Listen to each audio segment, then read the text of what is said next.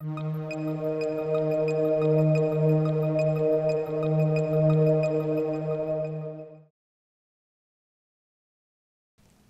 going on, everybody? It is David Palmer, the Leo King, and this is an Astro Alert for November 29th of 2015, and this is all about the Sun conjuncting Saturn today and squaring Neptune, all while Chiron has stationed and gone direct. What does this all mean? We are at the change point. It is officially Saturn in Sagittarius now. The reason why I say this is the last time that the Sun and Saturn conjuncted was in Scorpio, not Sagittarius. So this has been the first time that we have truly had the Sun and Saturn in Sagittarius since the late 80s. Now it's interesting, the last time the Sun and Saturn conjuncted for the first time that Saturn had entered Sagittarius was actually November 22nd, 1985. They met at 0 degree. And that was actually the beginning of the last Saturn in Sagittarius aspect. So it has been literally 28 or 30 years ago, right? Yeah, wow, 30 years ago. 30 exact years ago. So 30 years ago, we were at this point of moving into Saturn in Sagittarius.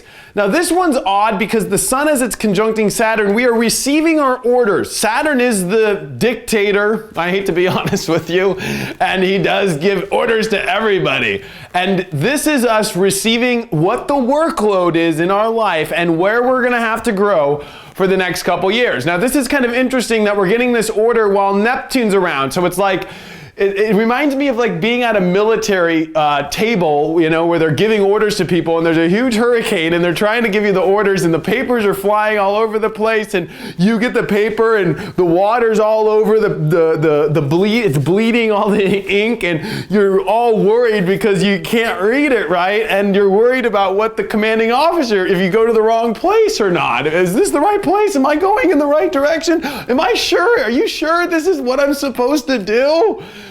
There's a lot of uncertainty at this point in our life. But you know, I think what's so beautiful about it is, man, it's learning that the universe is not going to save the day. That's what Neptune square Saturn is. Let's look at both sides of this. When Saturn squares Neptune, it goes, oh, I need to teach you, Neptune, that, you know, you can do it yourself and you can grow up and be a big boy or a big girl and that you can become an adult and that, you know, there's some things that you have to come on earth here and do that the universe just isn't going to do always for you. You know, the angels aren't going to just drop down at every second and just hand you everything at every moment, you know? I'm not saying that angels aren't there for you every day. They are, trust me. But what I'm trying to say is there's an aspect where we are learning to, the universe isn't, you know, coming through to give you that exact kind of energy because we're learning to expand, we're learning to grow. Sagittarius is a sign of opening new doors, trying new things, researching more, understanding more, and not getting stuck in spiritual dogmatic aspects.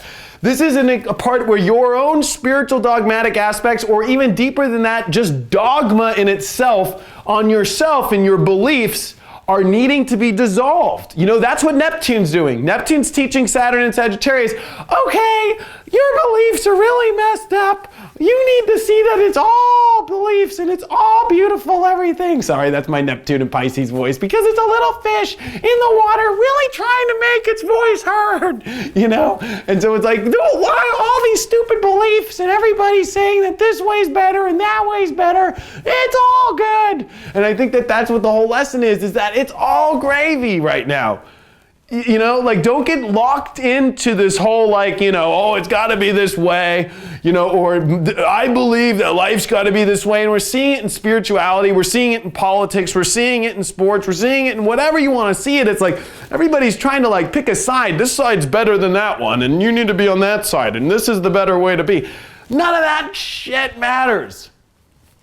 All that matters is that we all are in a growing, expanding process now. We all need to go on a journey. We all need to explore. We all don't know where it's taking us, and there's a reason for it, because we all need to kind of dissolve our old beliefs, dissolve, you know, the old kind of structure of our life. Saturn holds things together. It's almost like we're rebuilding our life from the ground floor up now. And it's important for us to realize that the universe just isn't going to do it for you. This is where you come into a place where you're like, oh God, well, let's just take, an example like, oh, I need, I don't know, money to come in and save my life right now because my taxes are due and my home isn't going to make it and I need money and why isn't God giving me a job?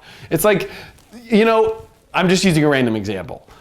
This is a time in your life where you have to see that, you have to kind of step up to the plate. God's not going to just drop money in your lap, literally. You're going to have to step up. God's going to help support you when you get up and expand and go, well, maybe I should try making my own business. Or maybe instead of always doing car sales, maybe I should actually try to sell refrigerators. I don't know. What's in right now? I don't know. Maybe getting into tech. Maybe you should start selling computers or getting into cell phones, or I don't know. It's time to explore new dimensions. And it's time for you to realize that the universe just isn't going to run in and give it to you all. This is also a time where, it's teaching to give yourself compassion and not get all like belief structured, oh, this is never going to happen to me, or I'm never going to get this in my life. This is a time where you really need to see that this is an opportunity for us all to dissolve, for us to get the new orders, because this is whatever you're going through right now, the issue you're going through right now that is the core, is what the next 2 years is really all about. And you overcoming, and you growing, and you fixing, and you becoming wiser and better in. So, that's my Astro alert. Kind of an interesting time too with the North Node in Virgo, the South Node in Pisces, with all this Chiron coming direct and these wounds and these kind of like, the past and PTSD. There's been some really negative past stuff that seems to be sticky around us. And I think what the whole lesson is to create a new reality, to create a new day-to-day lifestyle that actually 100% will create you and embed you into a life where that past could never even exist anymore. It's behind you on the trail. Virgo is all about getting out there and harvesting the wheat. It's almost like a wax on, wax off. It's like when you're waxing on, waxing off, the last thing you're thinking about is the past or what's going on or where you're going, because you're in the moment. It's teaching you to stay in the moment, stay in reality. This is a bad time for just losing yourself in drugs, alcohol, getting lost into the past, overdoing certain spiritual things too. I've said that in a couple reports lately, like doing too many ayahuasca ceremonies or doing all this stuff. Like that's not getting you anywhere anymore. And believe me, in the whole spiritual community, I see nothing but people in the spiritual community going nowhere. I just hate to be just honest with you. It's like you've got North Node's in Virgo now, Jupiter's in Virgo. This is time to get your butt into gear and work. And you know what? It's sober work. Sometimes just getting out there on a field and picking cotton is sober work.